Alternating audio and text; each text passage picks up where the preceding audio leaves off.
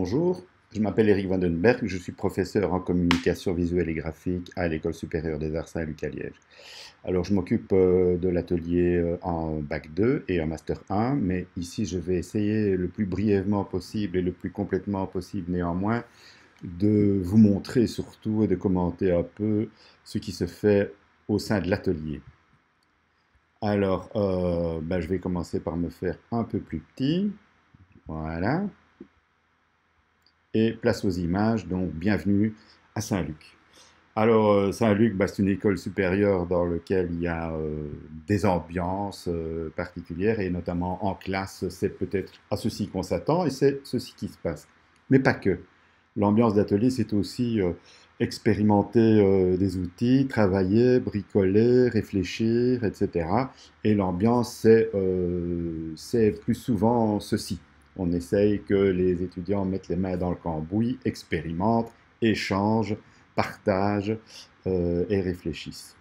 Alors, il y a différents champs du graphisme. Évidemment, un des supports de prédilection des graphistes depuis pratiquement toujours, c'est l'affiche. Alors évidemment, on travaille l'affiche parce que c'est un support qui permet de synthétiser des idées et qui permet de travailler aussi différentes problématiques, aussi bien dans dans les domaines commerciaux que dans les domaines politiques, dans les domaines culturels, etc. Et on essaye de différencier les différentes approches. Voici une affiche faite en première année à propos des musées. Voilà, je vous montre quelques exemples d'affiches, de séries d'affiches qui ont été faites par des étudiants, ici en l'occurrence en Bac 2. Alors là, c'est autre chose. Ce qui se fait en atelier, c'est régulièrement des petits défis, des ateliers créatifs comme on les appelle, où il s'agit non pas de répondre à une problématique globale sur un laps de temps de 6 semaines ou 3 mois, comme ça se fait pour les projets de plus longue haleine qu'on verra juste après, mais des défis. Ici, le défi, c'était d'expérimenter le papier à partir d'une feuille A4 emballée une bouteille. Ça me permet d'aborder, d'approcher en tout cas l'habillage d'un objet, mais aussi de travailler avec le papier, couper, décoller, coller, chiffonner et puis emballer. Voilà quelques exemples. Alors, un des domaines de ce qui fait un peu l'ADN des graphistes par rapport aux illustrateurs, aux photographes, etc., c'est la typographie. Alors, la typographie, on en voit ici un exemple de gestion du titrage, gestion de l'espace, de la mise en page, choix de caractères, de couleurs, de structures, etc., mais aussi la création typographique, comme c'est le cas ici avec une typographie générée, de mise en page assez complexe, avec ici le choix d'un étudiant qui nous montre que le foisonnement typographique peut devenir de l'image à lui tout seul. Il n'y a pas de dessin, il n'y a pas de photo, on est uniquement sur du texte. Et à un moment donné, pouvoir expérimenter, proposer aussi des solutions plus où on travaille le papier, où on travaille les matières, etc., pour avoir des approches plus expérimentales, plus poétiques ou plus didactiques, comme c'est le cas ici, avec une démarche quand même d'auteur à propos d'une question, d'une grande question sur la lecture qui est la dyslexie, et une proposition d'étudiante dans ce sens. Alors, cette affiche, ce fond que vous voyez sur cette affiche est particulier parce qu'il est le résultat d'un graphisme expérimental génératif qu'on a eu l'occasion de travailler en deuxième bac. Les étudiants devaient concevoir des machines à dessiner sans savoir ce qu'elles allaient dessiner. Je vais vous montrer à partir de cette affiche-ci, parce que ça a l'air particulier, il y a une certaine esthétique, un certain dynamisme, mais en fait ce dessin a été fait par un petit chien. Vous allez comprendre à partir de cette petite vidéo que l'étudiante a réalisée à partir de sa propre expérimentation. Voilà, donc je ne vais pas vous montrer toute la vidéo.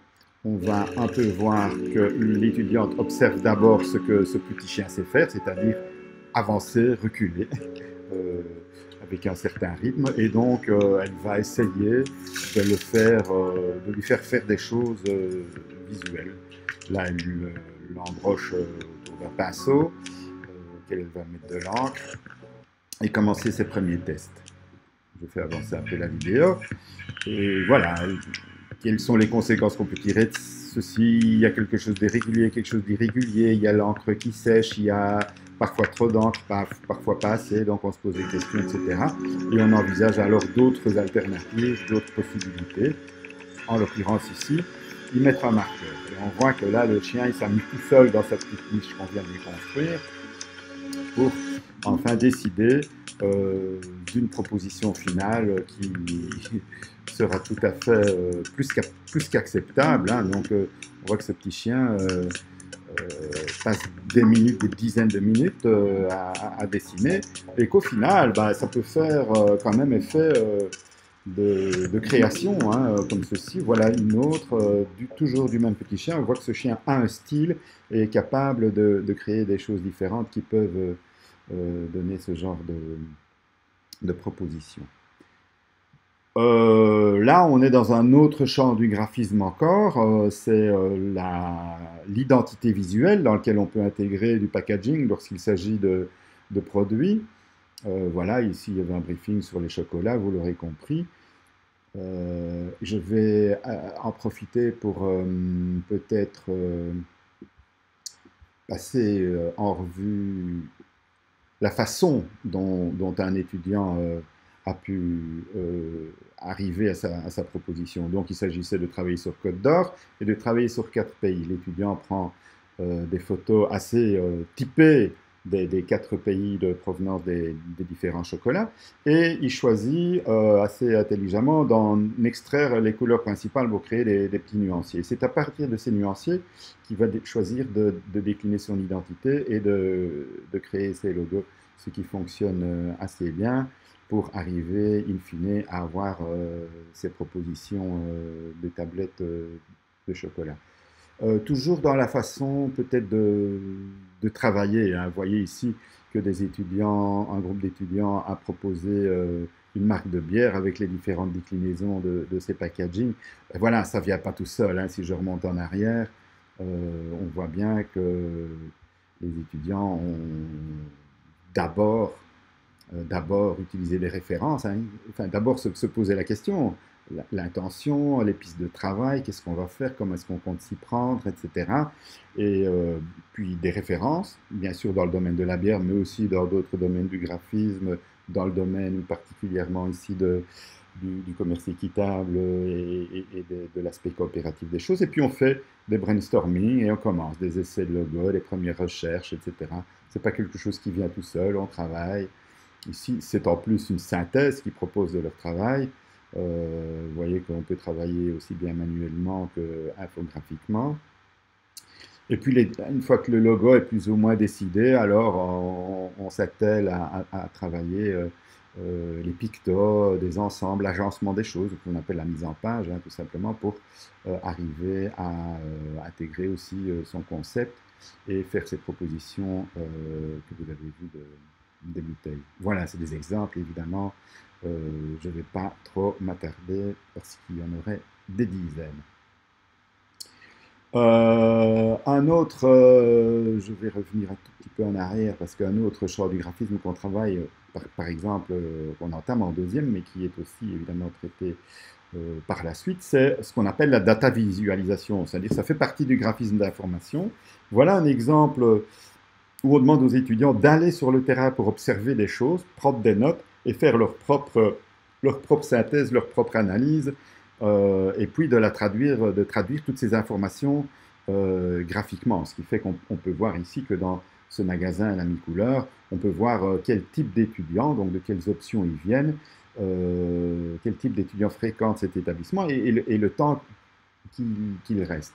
Un autre projet avec le même briefing. Voilà, c'est une observation d'une salle de sport et l'étudiant ici, dans un registre tout à fait différent du précédent, nous propose une visualisation de l'information de ce qui se passe dans la salle de sport avec une visualisation assez illustrative dans ce cas-ci et puis les informations qui sont récupérées en bas. Vite fait, une troisième data d'un autre étudiant pour montrer que les langages sont aussi très variés et très singuliers. C'est ce qu'on cherche aussi, hein. C'est que les étudiants aient leur propre langage à la fin. Et on le voit ici. ça, c'est une présentation de jury, c'est une partie de présentation de jury. Chaque année, hein, première, deuxième, troisième, quatrième, cinquième, les étudiants présentent devant un jury, c'est-à-dire soit un groupe d'enseignants, soit un groupe de professionnels, selon les années, une proposition personnelle, pardon, une proposition personnelle qui montre un peu à la fois la façon dont ils ont compris ce sur quoi ils devaient travailler, mais aussi leur univers graphique et la manière dont ils envisagent les choses. Voilà. Il y a aussi bien de l'édition que on voit un peu différentes propositions d'étudiants. On voit bien qu'il peut y avoir de l'identité visuelle, de l'édition. Évidemment, vous voyez que la typo est omniprésente. Hein. Mais certains étudiants axent fort leur travail sur la photographie, d'autres sont beaucoup plus dans du design plus parfois radical ou typographique, etc. Voilà une étudiante qui a fait comme son sujet d'étude de fin de deuxième sur la revisite d'une l'identité visuelle d'une station de sport d'hiver. On voit les différents supports, le plan des pistes, des affiches, des informations, y compris un habillage sur certains, sur le mobilier urbain, etc. Voilà un travail d'identité visuelle avec du packaging qui est bien présent.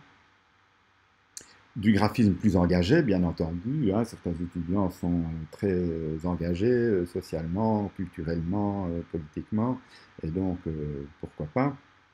Enfin, plus que pourquoi pas, hein, on a aussi des possibilités d'exprimer ça. Et là, on voit les étudiants en train d'installer leur jury, de se préparer, de terminer des fichiers et de commencer à visser pour proposer ça. Alors là, on est dans un autre type d'ambiance encore. On a parlé des ateliers créatifs, on a parlé des projets à long terme. Hein. Les projets à long terme, c'est 6 semaines, 3 mois parfois, etc.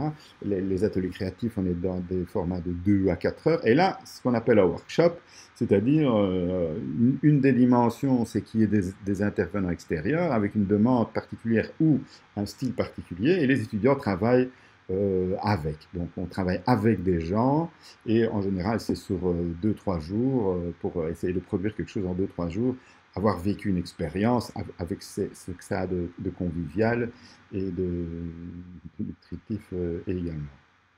Voilà, ça se fait en général en dehors de la classe, dans un autre lieu, de l'école ou pas d'ailleurs.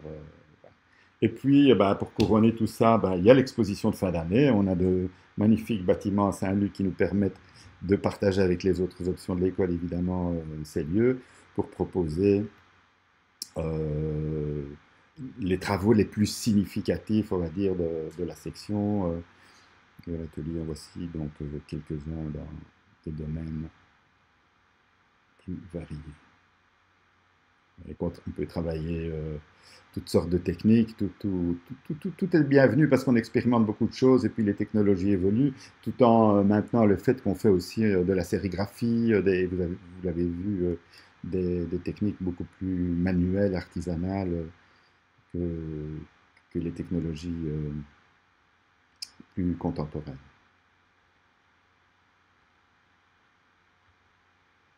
Voilà, l'exposition de fin d'année.